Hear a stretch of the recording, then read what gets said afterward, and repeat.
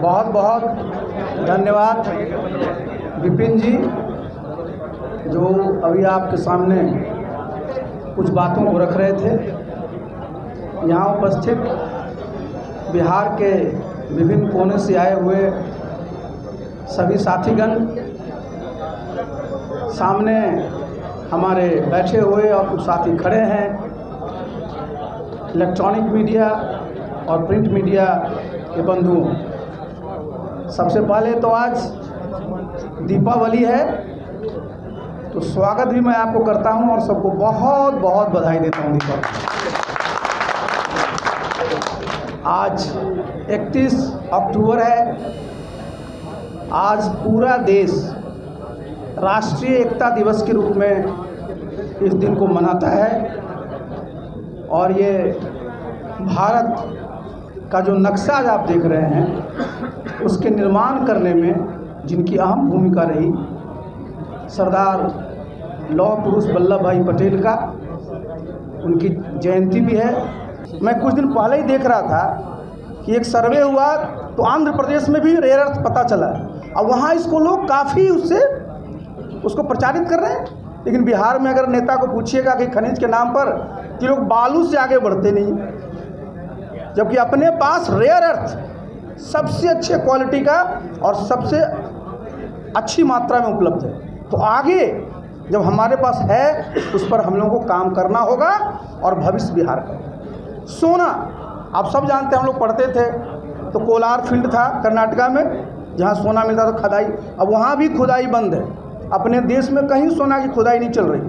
पूरा देश में जो सर्वे मैंने कहा आपको, आर्कियोलॉजिकल सर्वे ऑफ इंडिया नहीं, ये जियोलॉजिकल सर्वे ऑफ इंडिया ने किया और हमारे NMDC ने किया, तो ये जान कर करके सब बिहारवासियों को और देशवासियों को प्रसन्नता होगी कि बिहार में एक नहीं 2-2 जगहों पर सोना का कूद खंडार मिलने की संभावना है। और वो कहाँ है? आप जेठियन आप जानते हैं, जहाँ की गया, नवादा, नालंदा का बॉर्डर मिलता है। आप जमुई जगह का नाम ही सोनो है। इस पर काम करने की है। और देखिए हम लोगों का क्या संकल्प होगा बिहार के लोगों का। कभी भी बिहार पीछे नहीं था। बिहार आप जानते हैं ये सत्ता का केंद्र था। कई सौ वर्षों तक दुनिया में हम लोगों ने शासन किया था, तो बिना संसाधन के। लेकिन आज सब चीज़ में हम पीछे रह जाते हैं, आगे हम पीछे नहीं रहने वाले। तो आगे क्या होगा? जब सोना है, अगर मैं दावा तो नहीं करता, लेकिन निश्चित रूप से अगर मैं आगे और मैं मंत्री रह गया होता तब तक काम शुरू हो गया। तो जब सोना मिलेगा, रॉयल्टी तो आएगी, लेकिन हम सब लोग प्रयास ये करेंगे कि सोना से संबंधित जितने भी उद्योग धंधे हैं वो बिहार में ही मिलने लगे और बिहार के हमारे साथियों को चलाएं। सामान्यतः जितनी पार्टियां हैं, भाजपा को छोड़ दीजिए, तो सब लोग आज सदस्य बनाते हैं, उसमें किस चीज़ का प्रयोग करते हैं? रसीद का। इतने कागज़ की छपाई होती है, आप समझिए उस कितने पेड़ों की कटाई करनी पड़ती है, उसके ट्रांसपोर्टेशन में कितना खर्च होता है, रसीद का जो हिसाब किताब लेना पड़ता है। तो हम लोगों ने जो टेक्नोलॉजी है ना, इसका सहारा लेंगे सदस्यता अभियान चलाने में। और टेक्नोलॉजी आज देखिए, जो मोबाइल टेलीफोनी जो है वो आज देश के हर एक कोने में उपलब्ध है, हर एक कोने में उपलब्ध है। और आज आप इस बात को जान लीजिए कि इसमें मिस्ड कॉल के जरिए आप सब चीज़ों को जो है अपनी बात को कर सकते हैं। ये ज़रा समझना बहुत ज़रूरी है। तो हम लोगों ने जो मेंबरशिप का जो ड्राइव रखा है, वो मैं रखा हूँ मिस्ड कॉल के माध्यम से। मिस्ड कॉल के माध्यम से मेंबरशिप का होगा। नंबर जो है इसका हम लोग आज भी रिलीज करेंगे। नंबर जो है वो हमारे पास नोट कर लीजिएगा, वो आपको 910 है, 218 है, 6677 ये हमारा नंबर है। और इस पर आज हम लोग सदस्यता अभियान की शुरुआत भी करेंगे। ये तो हो गया हमारा सदस्यता। और उसी में जब आप डालेंगे, सामान्य पार्टियों में क्या होता है कि कोई एक्टिव मेंबर बनना चाहता तो 25 मेंबर बनाने पड़ते हैं। हमारे दल में 10 मेंबर बनाने वाले को हम लोग एक्टिव मेंबर बनाएंगे। जो एक्टिव मेंबर बनते हैं वही पार्टी के पदाधिकारी होते हैं। तो जो मिस्ड कॉल जब करेंगे उसमें उनका लिंक आएगा, लिंक पर वो डिटेल जानेंगे, उससे अपना वो कार्ड भी बना सकते हैं, परिचय पत्र भी निकल सकता है। और हमारा जो एक्टिव मेंबर का है उसमें हम लोग एक नंबर देंगे, रेफरल नंबर रहेगा, उसके माध्यम से वो अगर एक्टिव मेंबर बना लेंगे उसका भी लिस्ट हमारे पास हो। तो इस प्रकार हम लोग मेंबरशिप का ड्राइव चलाएंगे।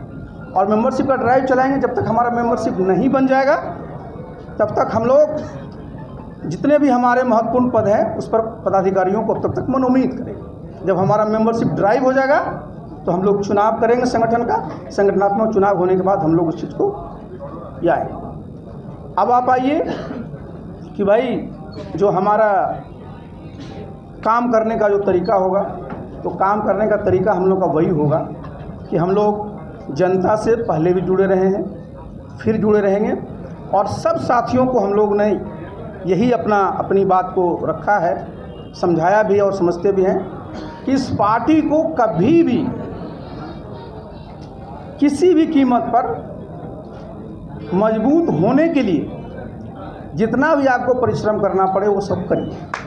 और आज मैं बता दूं कि अभी हम लोग का गठन नहीं हुआ, लेकिन मैं जब मीटिंग करते रहा था तो बिहार में आप जान रहे हैं 243 विधानसभा सीटें हैं। आज की तारीख में हमारे पास 140 सदस्य हमारे पास हैं जिन्होंने अपनी इच्छा जताई है चुनाव लड़ने। तो जो 2025 का जो चुनाव होगा उसमें हमारे साथी जो मजबूती से लड़ना चाहते हैं वो चुनाव लड़े। तो हम लोगों ने जो ये दल का निर्माण किया है, इसलिए आखिर देखिए ये पूरा का पूरा पॉलिटिक्स क्या है, ये राजनीति है क्या, इसकी जितनी परिभाषा पढ़ लीजिए। लेकिन हम लोग जब पढ़ते आए उस ज़माने से ही कि राजनीति सत्ता का संघर्ष, और सत्ता में आप क्यों आना चाहते, सत्ता में जब तक आप नहीं आएंगे तो जो आपका विज़न है, जो आप पूरा करना चाहते हैं उसको प्राप्त नहीं कर सकते। तो जब आप सत्ता में आएंगे तो जो भी आपने अपना लक्ष्य रखा, अब आप देखिए कितना खराब लगता है कि देश में प्रति व्यक्ति आय 1,82,000 करीब 2 लाख करोड़ का। बिहार में प्रति व्यक्ति आय 54,000 से 60,000 के बीच में।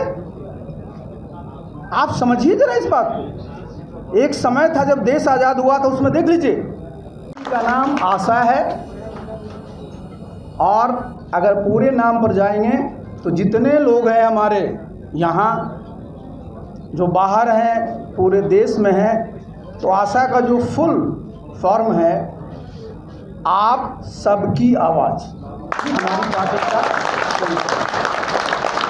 और अगर आप अंग्रेजी में लेंगे तो ASA। तो आशा बहुत लोग कह सकते हैं कि आशा में स का अलग होता है, लेकिन हमारा तो बनेगा वही, तो हमारी पार्टी का नाम यही है। आप कहेंगे कि आपकी पार्टी का झंडा क्या होगा, तो हमारी पार्टी का झंडा एक तो ये होगा आयताकार और 3 रंगों का होगा। सबसे ऊपर हरा रंग होगा, बीच में पीला रंग होगा और सबसे नीचे नीला होगा। ये हमारे पार्टी का झंडा होगा। और बीच में जो पीला रंग है उसी में जब चुनाव आयोग हम लोगों को जब चिन्ह आवंटित कर देगा तो वो बीच में काले रंग में अंकित होगा। ये हो गया हमारे झंडे का पूरा जो समझिए जो रंग किस प्रकार का वो होगा। अब आप आइए कि ये पार्टी जो होगी तो हमारी पार्टी का जो संविधान हो, वो पार्टी का संविधान और पार्टियों के संविधान से कैसे अलग हो, ये मैं 2-3 बातें इस पर कह देना चाहता हूँ। देखिए जितनी भी हमारे देश में पार्टियां होती हैं, सबसे पहले उनको भारतीय संविधान के प्रति शपथ लेनी होती है। जो भारतीय संविधान की मूल भावना है, देश की एकता, अखंडता, सबको उसमें समाहित करते हुए जो हमारा प्रियम्बुल है संविधान का, उसमें से जितने महत्वपूर्ण भावनाएं हैं, जो सिद्धांत हैं, उसको हम लोगों ने अपने पार्टी के संविधान में शामिल किया है।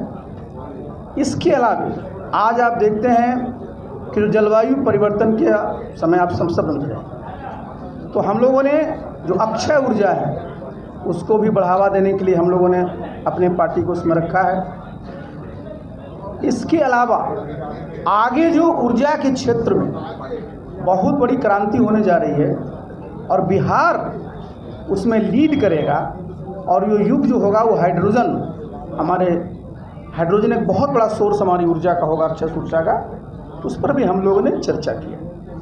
बिहार में आप जानते हैं कि हमारी सबसे जो अच्छी चीज़ है वो हमारे जितने तरह के जो हमारे रिसोर्सेज हैं, चाहे लैंड रिसोर्स हो, ह्यूमन रिसोर्स हो, वाटर रिसोर्स हो, बहुत अच्छा है।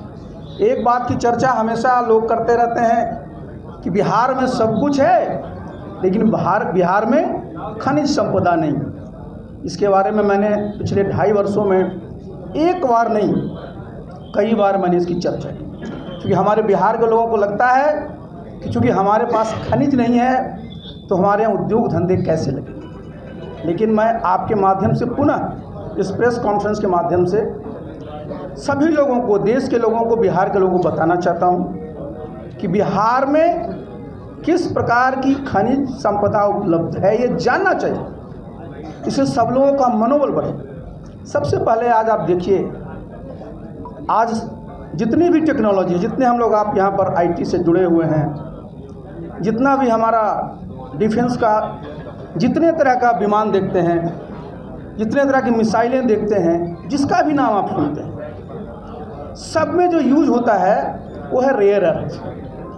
हम लोग सब जब केमिस्ट्री पढ़ते थे अपने स्कूल में, जो पीरियोडिक टेबल जब आप देखते हैं तो 17 एलिमेंट्स का एक ग्रुप है। इसलिए मैं बोल रहा हूँ कि आगे जो भविष्य है, अब कोई कोयला का भविष्य नहीं है, जिसको हम हाइड्रोकार्बन सोर्स ऑफ एनर्जी कहते हैं, कोई ये पेट्रोलियम का युग नहीं है। क्योंकि आपने सब देखा है कि 2070 तक सब लोगों को कार्बन न्यूट्रल होना है। तो युग किसका है? अब ये जो युग है उसमें जिनके पास इस प्रकार की चीज़ें उपलब्ध होंगी। तो बिहार में तो आप देखते हैं कि सूर्य भगवान भी हमारे यहाँ वर्षों तक, महीनों में काफ़ी महीने अपना यहाँ अपनी रोशनी देते हैं, अक्षय ऊर्जा का उससे भी आए। तो जो मैं रेयर अर्थ की बात किया तो मैं वैसे नहीं बोल रहा हूँ, क्योंकि जो हमारा जियोलॉजिकल सर्वे ऑफ इंडिया है उसका सर्वे की रिपोर्ट है। मैं जो स्टील मिनिस्टर भारत सरकार में था 1 साल के लिए, तो उस समय जो हमारा नेशनल मिनरल डेवलपमेंट कॉरपोरेशन है उसने जो बिहार में पूरा का पूरा जो सर्वे किया है उसमें बताया गया है कि पूरा जो गया से लेकर करके हमारा पीरपैंती तक का जो हमारा पहाड़ी इलाका है उसके नीचे में इसका बहुत बड़ा भंडार है। आज दुनिया का जो रेयर अर्थ का 80% जो सप्लाई होता है वो चीन से होता है। सब लोग अपने आप को खुश रखना चाहते हैं, प्रसन्न रखना चाहते हैं, और आज का दिवस जो होता है वो खुशहाली का दिन होता है। तो इस अवसर पर आज सब हम लोग जब दीप जलाएंगे तो दीप क्या होता है?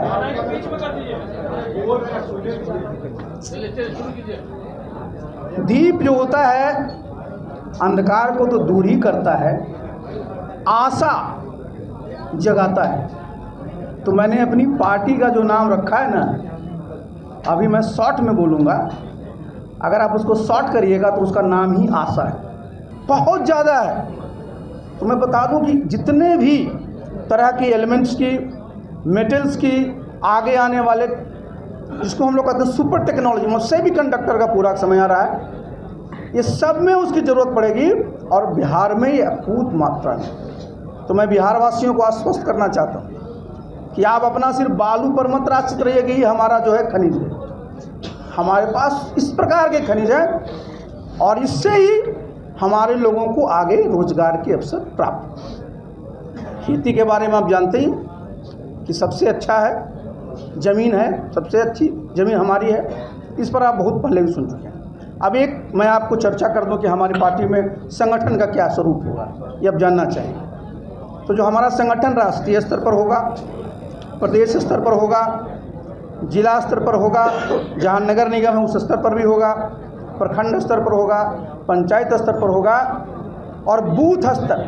आप सब जानते हैं कि मैं एक दल का राष्ट्रीय अध्यक्ष था, तो मैंने उस पार्टी का प्रयास किया था बूथ स्तर पर ले जाने का। तो अब तो चूँकि अपनी पार्टी बनाए हैं तो हम लोग इस पार्टी को बूथ स्तर पर पहुँचाएंगे।